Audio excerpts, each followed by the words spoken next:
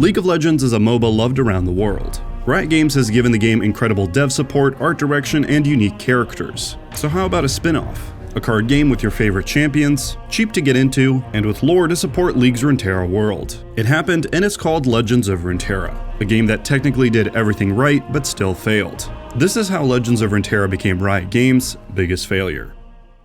So before Hearthstone even came out, I knew that Riot Games was making a card game. The codename for the game was Bacon. My name is Travis Gafford. I have been covering esports and Riot Games for the past, 13 years now. And I am an avid card game player. I've played many TCGs over the years, mostly digital. But what happened was that Riot Games, as they were growing, as League was requiring more resources, and as they just were trying to figure out how to release another game, and I think chasing this obsession with, well, whatever game we need to come out with next also needs to be, genre defining, the same way that League of Legends was. I think it really slowed down the development on this game, and it took them, I heard about it in 2013 or 2012 maybe even. When this released in 2020, I guess it had been probably 8 or so years of development that at least I was aware of. And during that time, Hearthstone released. Some have speculated that Riot wanted to wait out Hearthstone's momentum and learn from Blizzard's entry into TCGs. But it seems like they waited too long. By the time that they eventually released the game, it seemed like people were either tired of the genre or already too invested into a card game to switch.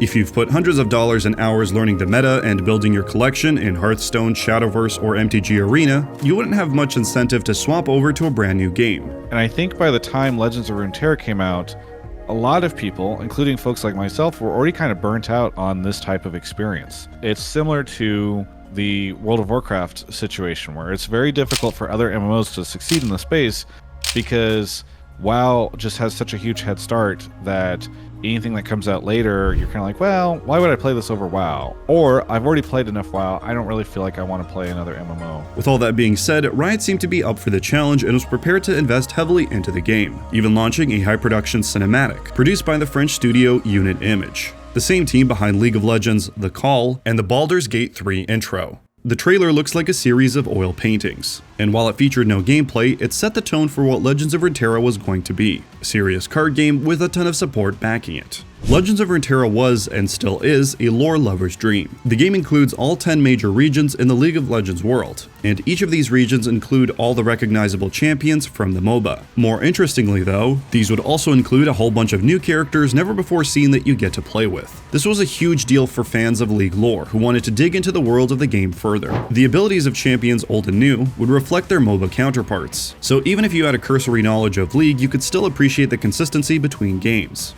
All of this was presented through incredibly smooth animations, beautiful expandable art for every card, and attractive cosmetics as in-game purchases. Speaking of, all of the in-game purchases were completely optional. The game had an innate way for you to receive the exact types of cards you wanted just by playing the game. On release, you could pick a faction like the Shadow Isles, and then passively unlock those types of cards when you play any game. Additionally, many things rewarded wild cards, a system that let you get whatever card you wanted given it was the same rarity as the wild card. Rewards always felt plentiful, and never drip-fed, and there was always a clear, relatively easy path to make your next deck. This system was objectively incredibly generous. Mark Merrill, CFO and co-founder of Riot, talked about it during a State of the Game update earlier in 2024. Part of the the thesis and opportunity that really excited us as players was the fact that, in a lot of CCGs, one of the things we all love to do was build decks. And so we wanted to have a business model that was incredibly generous to players, that enabled people to have a lot of cards to then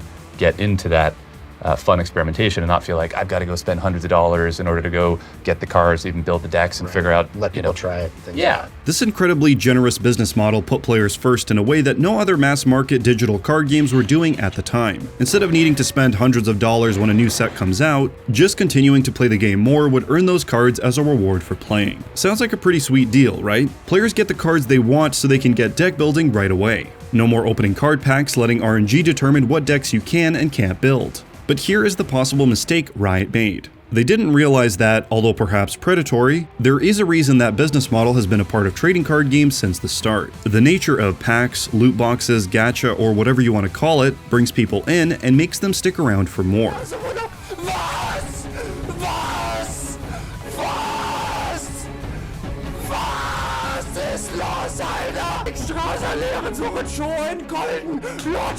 Not only do players like it, but viewers like it as well. Many games similar and dissimilar that have these mechanics gain a ton of viewership from streamers opening packs or trying to high roll for a rare cosmetic. Removing those aspects, regardless of what they do to the industry or a player's psyche, was Riot effectively shooting themselves in the foot. Now imagine this. You make a card game called Legends of Runeterra, and you say, yeah, well, that addictive part, we could just cut it out. It's not necessary. We're just gonna make a good game.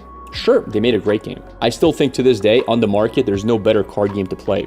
The playing of Runeterra is amazing, but they have that entire addictive part of the game, which is freaking awesome and fun and exciting to collect cards, and they said we don't need it. Riot tried to apply the same business model that they had used with League of Legends. They created a free-to-play game that would survive and make money off of players purchasing non-gameplay impacting cosmetics. So naturally, they'd want to replicate the success of another League strategy, esports. Blizzard had tried to make esports work for Hearthstone, but despite modest success, it never really reached the heights that other mass-market esports did. But people thought that if it was anyone, it would be Riot to succeed where other developers failed, and actually build a thriving, massively popular esports scene around a card game. However, Legends of Runeterra's player base never got large enough to successfully fan the flames of a thriving esports scene. Although they had multiple Worlds events and qualifiers, for one reason or another, these events were all held remotely and failed to reach the same viewership highs that games like League and Dota had. Despite all of Riot's best efforts, they couldn't solve the big issue that plagues TCG viewership: the barrier of entry to watch and understand what's going on. Card games are hard to spectate for a casual player, who doesn't have the requisite game knowledge of each card and their abilities. Anything exciting that does happen requires a ton of information to really fully appreciate, which is something that other popular esports usually don't have problems with. So in the end, only Runeterra players watched Runeterra tournaments, and the ceiling for viewership and esports growth became capped from the start. This all leads us to the State of the Game 2024, in which Riot announced that they would be ending support for competitive PvP in Legends of Runeterra. In early 2024, Riot was downsizing. They had a massive wave of layoffs and even ended support for their Riot Forge projects. Their goal was to focus all of their funding and effort on titles that they knew would be successful and that they believed should be prioritized. Legends of Runeterra did not meet the criteria. But we could sort of, never really get the formula right. We were always spending a lot more money investing in the game and supporting the community that the game was bringing in, and so essentially being subsidized by our other products. So we tried a lot of things over the last couple of years to figure out how to grow the audience and what would resonate with players. And so we sort of reached a point where we had to make some changes to try to get to a place of sustainability, because players have been so committed to this game, and we know so many people love the game, that we want to keep finding a way to deliver this awesome game that people love. Riot decided to take their support of the game and fully focus it more on the PvE side. They claimed that most of the player base was actually playing PvE, so they believed the best thing to do would be to develop the parts of the game that players love the most. This meant, though, that support for things like esports ended immediately. In the Q&A that was released along with the State of the Game, Riot stated that, "For now, competitive PvP will be put into hibernation. This includes gauntlets, ranked season rewards, tournaments such as the Runeterra Open System, Worlds, and esports holistically. However, we will keep casual, standard, eternal, and versus AI open indefinitely. Ranked, standard, and eternal will continue, but in a different structure than today that we'll be figuring out soon. With the sweeping changes to Riot and Legends of Runeterra, it will take us some time to figure out what we can do with those formats, and we'll update you when we have more solid plans." So competitive support ended for Legends of Runeterra. Despite seemingly doing everything right, this high-potential product appears to have failed. But why? Well, it's a nuanced combination of things. To start, their business model was too generous. While this might seem like an insane thing to say, if you ask most regulars of the game, there would be an agreement that Runeterra provided one of the friendliest systems in TCGs, beyond just giving everyone every card. You can have a big discussion on TCGs and argue which part of a game that involves collectibles is the part that causes a player to keep coming back. But if you ask anybody that played trading card games, real or digital, what some of their favorite moments were with them, most of the time they would think to a rare pack pull, rather than a big outplay. And then the other one is, holy boosh! That's a freaking Black Lotus! Maybe it was just bad timing. Maybe the genre just isn't big enough, or maybe it really was that Legends of Runeterra gave too much away and didn't give the players anything to chase. Some speculate that the cosmetics didn't sell well enough also, but Travis argues that the lack of sales wasn't a core issue. I think I would disagree with the idea that the problem is that people weren't buying these, because I don't know if people were buying them or not, but the problem was that there were not people to buy them.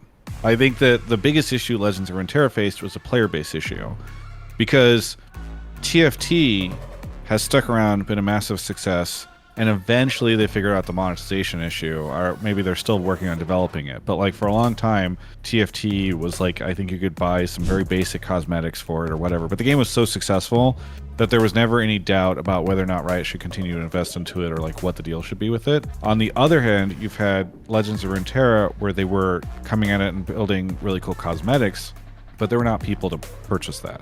One thing was for certain, not enough players were playing the game. While Legends of Runeterra had some great new ideas, it didn't present a radical departure from what TCGs are, so it likely struggled with bringing in new players to the genre. It was an incredible product for the niche of people who love League of Legends lore and great new card games, but at the end of the day, that wasn't enough. You know, for me, I hope that Riot realizes that they need to balance their desire to take a long time and be thoughtful about what a game could be, etc., with the need to move on a space before it starts to get stale. I love and find it so funny that TFT came out right around the same time as Legends of Runeterra and is massively successful. And so much so that I don't think Riot does a good job of even explaining how successful TFT is. I think the one time was when I interviewed John Needham and he said it was the biggest strategy game in the world. That was a game that was, what's the Iron Man meme about like, Tony Stark built this in a cave or whatever? Mort Dog was able to build this in a cave! Like that was essentially what TFT did while Project Bacon or Legends of Runeterra was taking 8 years or whatever to build. They were building that and basically immediately with sticks and duct tape in the League of Legends client when that genre took off. And they ended up owning and claiming that genre when everybody else was trying to do the gold rush there. So what is the current state of the game? Is it dead? Well, not really. The game has now shifted from its PvP focus to more of a roguelike deck building game. But its systems were never a problem to start. Even if it wasn't your jam, the lore within is still as full as ever. And if anything, the game has plenty of story-rich elements for those interested in the setting. Hopefully, even with the few players remaining and lowered support from Riot overall, the game can continue to slowly improve. Because even though Legends of Runeterra wasn't the next big thing, it was enough. But sometimes, that doesn't cut it. Shout out and thanks to Cloud, Steph, B, Pass, Shampoo, and Yashichi for being top patrons of the channel. If you enjoyed the video, leaving a like, subscribing, and hitting the bell to stay up to date is much appreciated. My name is Jonah, thanks for watching.